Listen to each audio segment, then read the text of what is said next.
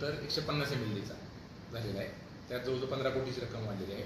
नंतर शुद्ध जलवाहिनी फिडर मेन याची साधारणतः पूर्वी 65 किलोमीटर लेनचं होतं, ते आता 77 किलोमीटर झालं. याच्यामुळे जवळजवळ 49 कोटीची वाढ झालेली आहे. MBRची संख्या 6 होती 892 कोटीमध्ये, ती साधारणतः 10 झालेली आहे, त्यामुळे 17 कोटी वाढलेली आहे. ESRची संख्या 24 होती अगोदरच्या ह्याच्यात, आता 30 झालेली आहे, त्यात जवळजवळ 21 कोटी वाढलेली आहे. आणि डिस्ट्रीब्युशन नेटवर्क जे होतं ते प्रामुख्याने आम्ही बरंच कमी कट केलं होतं, विशेषतः ज्या ठिकाणी लोकसंख्या कमी आहे असं आम्ही पहिल्या प्रोजेक्टमध्ये कमी केलं होतं. परंतु वर्ल्ड बँकेनं आम्हाला नंतर आता ॲड करायला लावलेलं आहे. ते सुरुवातीला 720 किलोमीटर होतं, आता 1117 किलोमीटर झालं आहे. त्यात जवळजवळ 33 किलोमीटरची वाढ झालेली आहे. आणि सगळ्यात महत्त्वाचं ही योजना आपल्याला DBO करताना तो जो ऑपरेटर आहे त्याला पाण्याचं जे लॉसेस आहे ते कमी करण्याचं एक महत्त्वाचा इंडिकेटर याच्याकडे असणार आहे. त्यासाठी आम्ही सुरुवातीच्या प्रोजेक्टमध्ये फक्त आम्ही 40,000 ऑटोमॅटिक मीटर्स पकडले होते. आता त्यांनी 100% म्हणजे जेवढे नळ घरगुती किंवा जे इंडस्ट्रीज असतील, सर्व जे नळ घेणारे लोक आहेत ते सगळ्यांना 100% त्यात मीटरिंग करणं अपेक्षित आहे. त्यामुळं हे जवळजवळ 55 कोटीची जी वाढ झालेली आहे ती याच्यामध्ये झालेली आहे. तर ही जी पूर्ण आर्थिक वाढ झालेली आहे ते आपल्याला वर्ल्ड बँकेचा आणि याचा आणि आपले जे डिझाईन पिरियड होता तो साधारणतः 2030 पासून 60 पर्यंत करण्यात आला. सुरुवातीचा 2027 ते 57 असा होता. आणि याच्यामध्ये पूर्णतः वर्ल्ड बँकची स्वतःची एक सेपरेट सेल असतो. याच्यामध्ये वॉटरचा सेल आहे, त्याच्याकडे खूप म्हणजे वेगवेगळ्या देशामध्ये त्यांनी काम केलेलं आहे. भारतातसुद्धा वेगवेगळ्या शहरामध्ये काम ज्यांचं चालू आहे त्यांचा गायडन्स घेऊन आपण हे बदल केलेला आहे. आणि त्यानंतर आता रिवाईज जो आपला जो शाखेत आहे त्याला आपली MGP आहे, MGPने टेक्निकल सँक्शन सुद्धा दिलेलं आहे. म्हणजे आपली जी महाराष्ट्र शासनाची जी मेन एजन्सी आहे जी याला टेक्निकल सँक्शन त्यांच्याकडून टेक्निकल सँक्शन प्राप्त झाल्यानंतरच आम्ही आज मंजुरीसाठी आमच्या सभागृहात ठेवलं होतं. त्याला आज सभागृहाने मंजुरी दिली आहे. त्याचबरोबर दुसरा एक मुद्दा, वर्ल्ड बँक वेगवेगळे जेव्हा प्रोजेक्ट आमच्याकडे आला त्यानंतर वर्ल्ड बँकनं आमचे जे उत्पन्नाचे वगैरे सोर्स आहेत, आपल्या या योजनेवर होणारा मेंटेनन्सचा जो खर्च आहे याचा पूर्ण स्टडी केला. आणि त्यानंतर त्याने आम्हाला असं काही काही आर्थिक आणि प्रशासकीय स्वरूपाचे रिफॉर्म्स किंवा सुधारणा आपण त्याला म्हणतो, त्यांचा उद्देश असा असतो की लॉंग टर्ममध्ये आपली आर्थिक शिस्त व्हावी, आपली वसूल वाढावी, मेंटेनन्स आणि ऑपरेशनचा खर्च आपला त्यातून भागावा.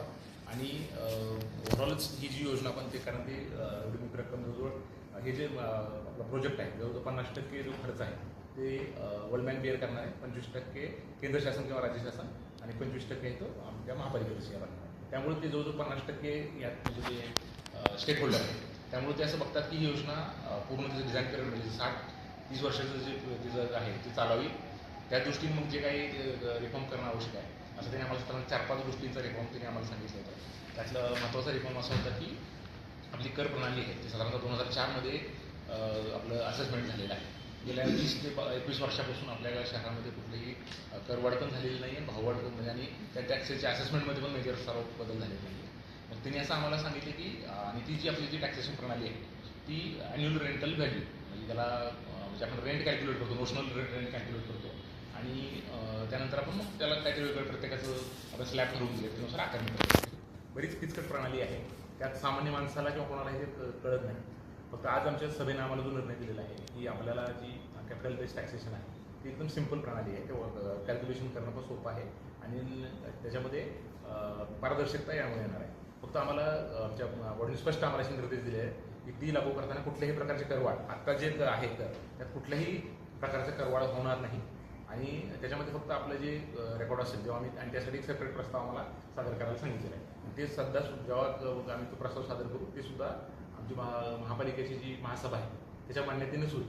आणि त्याच्यामध्ये आम्हाला स्पष्ट त्यांनी निर्देश दिलेले आहे की त्यात कुठल्याही प्रकारचे करवाढ त्यात ते मंजूर करणार नाही आणि करवाढ न करताच ती प्रणाली इम्प्लिमेंट करायची. याचा उद्देश हाच आहे की ती ट्रान्सपरन्सी यावी आणि ते कॅल्क्युलेशन करणं. आणि बऱ्याच वेळा असं होतं की म्हणजे एकाच भागातल्या वेगवेगळ्या 2 घरांना वेगवेगळ्या प्रकारचे दर लागत असतात. म्हणजे बऱ्याचशा विसंगती आहेत, जुनी पद्धत जुन्या पद्धतीची आहे.